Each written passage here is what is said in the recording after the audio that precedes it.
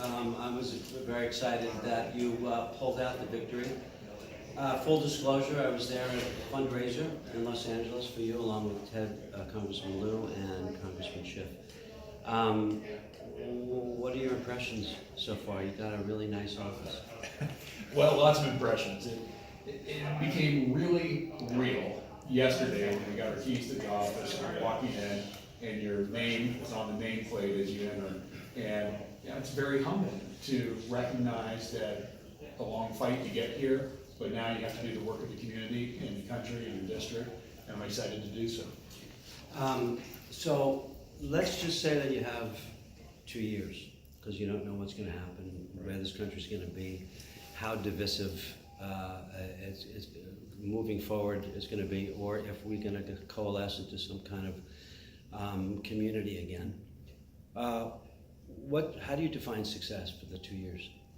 That's a great question. Richard, I honestly believe our country has gotten to the point, the low point of this partisanship, that we are ready to reach across the aisle and do the work we were elected to do. That's what I ran on, common sense for common ground. And it may be Pollyannish, but I am hopeful that we focus on what we have in common, not what we don't have in common. And I'm prepared to reach across the aisle, find people within my caucus, within the Democratic caucus, as well as the Republican caucus, and find those things that we can focus on, work together, and pass. So brings up a couple of questions. One, you have a whole new coalition of Democrats. Right. A lot of them are very much on the progressive side, on the left side. They're vigilant, they're excited, they're energized. Right. The first problem is going to be, how do you create comedy with your own party, considering the variety of dispositions of the new members? How do you get the Democrats to come together? I believe when you look at the majority that we have now, the tipping point in getting us the majority were those seats that could go either way. And fortunately, they went the Democratic way. So if we want to get reelected, we know that we have to stay somewhat in the middle of the road in bipartisan legislation. Now, there's an old adage that if you don't have a seat at the dinner table, you are on the menu.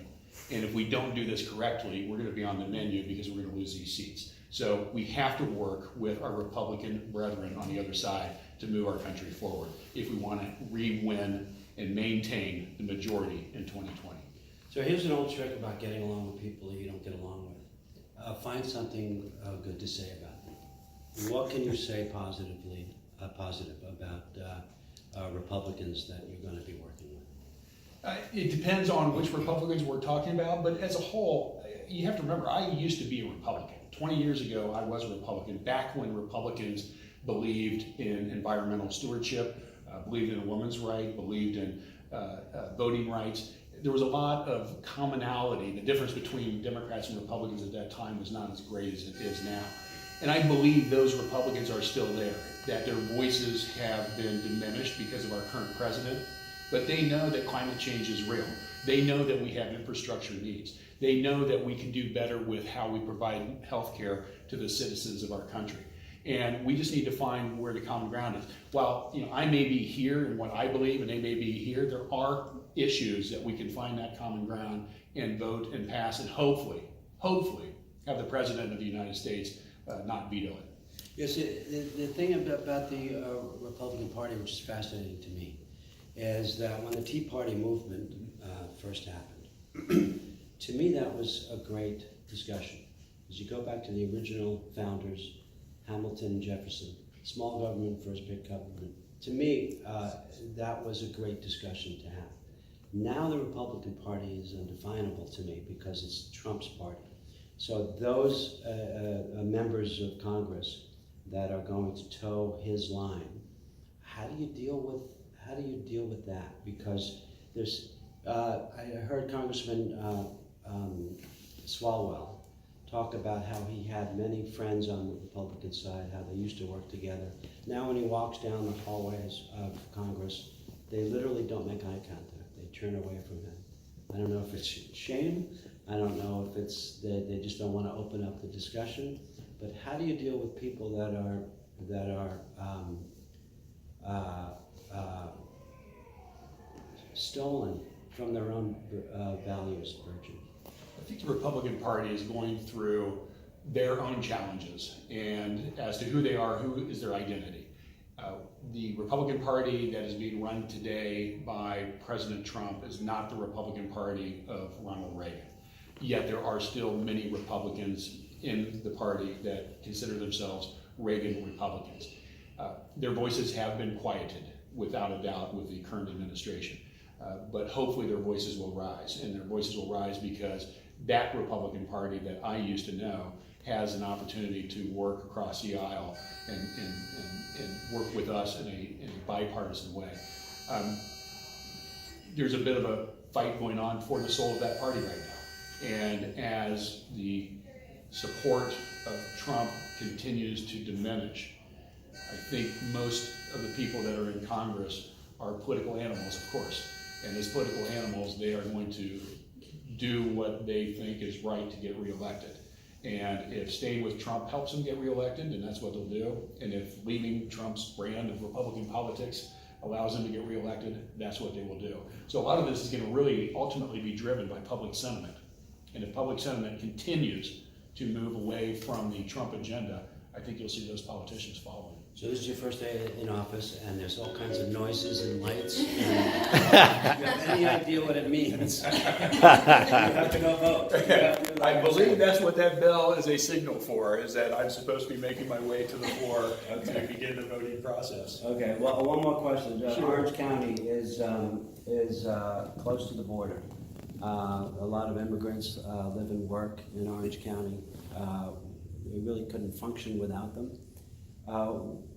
Where do you stand on the wall, on immigration reform, on family separation, all of that stuff?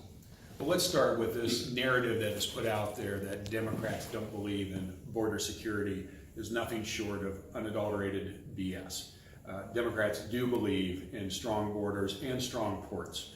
That's why Democrats in bipartisan fashion supported Senate Bill 744 in 2013 that provided $46 billion for border and port security. Now, what Democrats don't believe in is building a 6th century wall to keep people out. We believe let's use today's 21st century technologies to address protection for our border and our ports. So that means fencing, that means drones, that means using infrared technologies, that means hiring people to police our ports and our borders, and also having humane borders. This idea of separation at the border of these families is absurd and cruel. And the fact that our president has allowed this to happen is a stain on the reputation of Americans, and I'm hopeful we can get past this as quickly as possible and get these families reunited. I lied. One more question. Are you going to vote for Nancy Pelosi? Absolutely. What do you think of her in a word or less? She's amazing. What she has accomplished as Speaker of the House first time around, and what we expect her to accomplish this time, is the exact leadership we need at this point in our country. And McCarthy, what do you think about that, gentleman? I think he is pragmatic and also transactional, and the fact that he is from California and has a relationship with Speaker Pelosi, I am hopeful that they will work together and do what needs to be done. Well, I hope that you're successful. You're a good guy. I was happy to help support your run. And you're going to get sworn in now, so congratulations and enjoy it. Well, thanks, Richard. And this was a team effort in the truest sense of the word. We had over 5,000 volunteers and supporters like you, not just in the district or in the area, but across the country. And so thank you, because I wouldn't be here without you and many others. Thanks.